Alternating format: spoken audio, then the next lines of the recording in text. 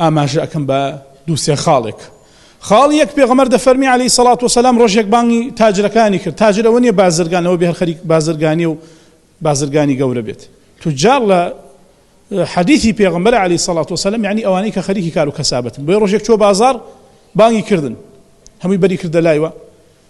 فەرمووی إن التجار يبعثون يوم القيامة فجارا. تاجركان وبازرگانكان يعني أواني كرين وفروشتنكن كارو كسابتكن لقيامته بفاجري زنو أكرينو إلا من اتقى وبر وصدق، إلا مقر كسي تقوى إخوابك وشاك كاربي ورازقو ودروز النبي ورازقو بي ودروز النبيت. بويا أغاتا لصدق الرازقويتان بي هلوها بيغمري خواد فرمي عليه الصلاة والسلام رحم الله رجلا سمحا إذا باع وإذا اشترى وإذا اقتضى. رحمتي خواه لبياويكي ليبورد به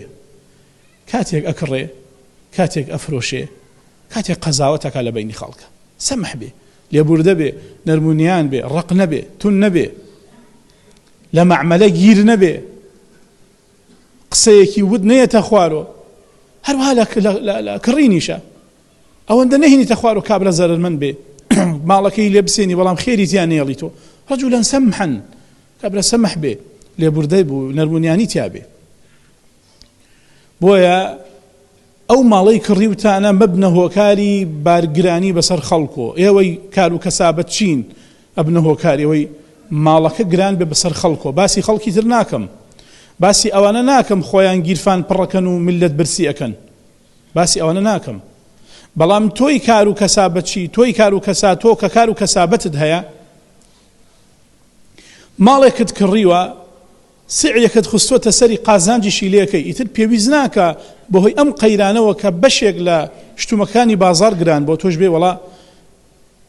زیاتر بخەیتە سەری تۆ قازانجێکی لێکەی پێشتر بە دۆلار کڕیوتە پارەکەت داوە کەمتر لەسەرت کەوتووە ئێستا بۆ زیادی ئەەکەی والله حديثي رحم الله كشم لدناك كأفرمي رحمتي خوا لو كسبه آخر رحمتي خوا أواناكين بويا رحمتي خوا من لقلانية بويا باركان من دايما هاي نري مستشفى ونخوشو سودي لنابين كالكي لي ورناقلين بركتين يا بارو مالكان من كل رحمتي خوا لهزاران لمليونان دينار ودولار باشترة رحم الله رجلا رحمتي خوا لو كسبه كواكا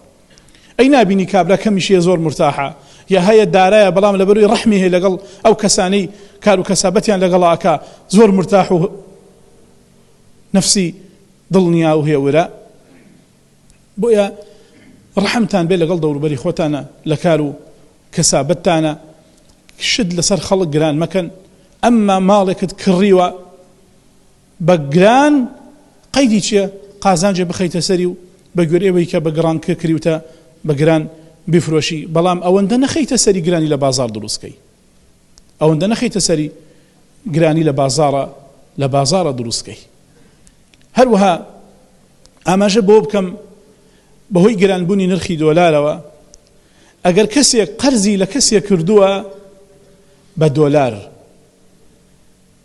با دۆلار 120 بوو بێ مادام ئێستا بوونە 145 ئەمڕۆ ئەیداتەوە دۆلاری ئەداتەوە ئەگەر پارەشی دایەوە دروستە پارەی بداتەوە بە سعری ئەمڕۆ با ئەو کاتە 120 بوو بێ ئێستا بوونە 145 ئەمڕۆ پارەکەی ئەداتەوە 145 ئەداتەوە یا پارەی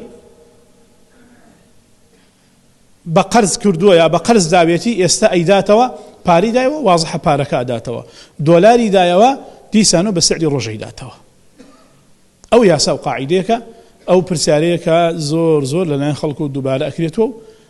ئاراستە ئەکرێت